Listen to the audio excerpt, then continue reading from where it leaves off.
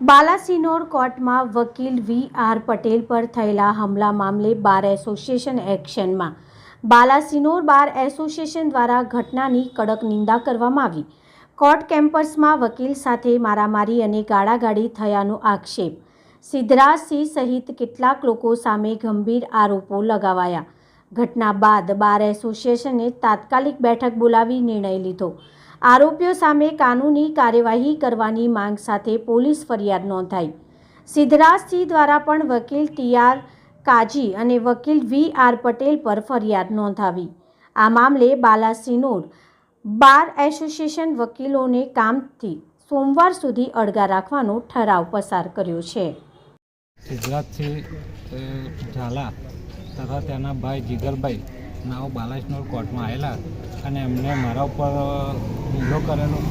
એવો ને એવું છે, એવું કહેતા હતા કે મારા પિતા પીએસઆઈ છે અને સચિવાલયમાં મુખ્યમંત્રીના બોડીગાર્ડ, એનો લાભ લઈ અને મને કોઈ મારવાવાળું નહીં, મને કોઈ બોલવાવાળું નહીં, વકીલોને કશું અને વકીલોને હું કશું ગણતો નહીં.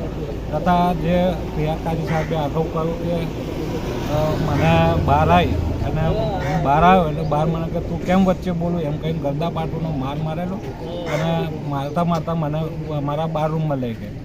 એટલે અમે અમારી ફરિયાદ આપેલી પણ એમનો લૂલો બચ્ચા અને સરકારી અધિકારી હોય, મુખ્યમંત્રીના માણસ હોય એટલે એના દબાણમાં લાવી અને અમારા વિરુદ્ધ પણ ખોટી ફરિયાદ કરાય છે. એટલે આ અત્યારે જો વકીલ સુરક્ષિત ના હોય અને વકીલ ઉપર આવા હુમલા થતા હોય તો આમ જનતાનું શું થાય?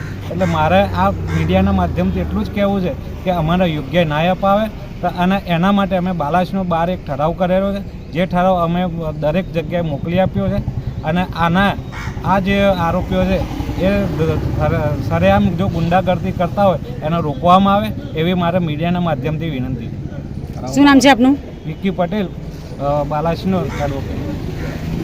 ક્રિમિનલ કેસ નંબર બાલાસિનોર કોર્ટમાં જે ચાલી રહ્યો હતો અને તે કેસમાં હું ઉલટ તપાસ લઈ રહ્યો હતો એક જમકુબાની. તે દરમિયાન તેમની સાથે આવેલા બે ઈસમ, જેમાં એક સિદ્ધરાજસિંહ છત્રસિંહ ઝાલા તથા તેમની સાથે બીજા આવેલા ઈસમ જેનું નામ પાછળથી જાણવા મળ્યું છે પિન્ટુભાઈ છે, અને આ બંને વ્યક્તિ નામદાર કોર્ટમાં હાજર હતા અને ઉલટ તપાસ શાંતિથી પતી ગઈ. એટલે બંને વ્યક્તિઓ આવીને સીધું મને એવું કીધું કે ભાઈ તમે મારી બાને આવા સવાલ કેમ પૂછો છો અને તમે આવી ઉલટ તપાસ કેમ લો છો?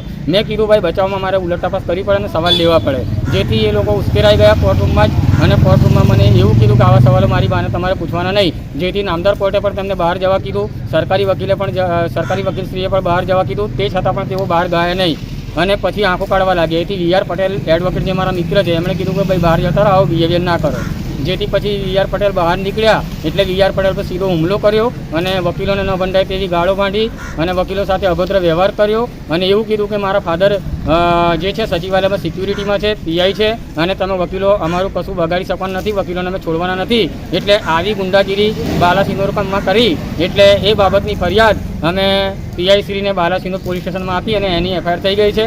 અને આ રાજકીય લાગ લગાતનો લાભ લઈ ને એ લોકોએ અમારા વિરુદ્ધમાં એટલે કે આરોપી નંબર 1 તરીકે ટી.આર. કાજી, આરોપી નંબર 2 તરીકે વી.આર. પટેલ ઉપર ખોટી રીતે એફઆઈઆર કરવામાં આવેલી છે. આ એફઆઈઆરને અમે વખોડી કાઢીએ છીએ અને આ જે હુમલો થયો છે ઇચકારો એને પણ અમે વખોડી કાઢીએ છીએ. અમારા ઉપર ખોટી એફઆઈઆર કરવામાં આવેલી છે અને અમે આગળ જે કાર્યવાહી કરવાના છીએ તેમાં આજે બાર કાઉન્સિલ ઓફ ગુજરાતને જાણ કરી અને બાલાસિનોર બારમાં અમે ઠરાવ કરેલો છે અને આ ઠરાવ આખા ગુજરાત લેવલે કરવામાં આવે તેવી હું ગુજરાતના તમામ બારને વિનંતી કરું છું. અને આગળની જે પણ કાર્યવાહી થશે તે કાયદેસર રીતે કાર્યવાહી કરવામાં આવશે.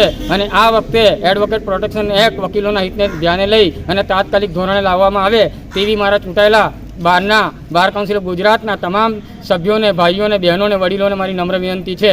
જય હિન્દ. શું નામ છે આપનું? મારું નામ છે T R. Kazi advocate, Balasinor bar association vice president.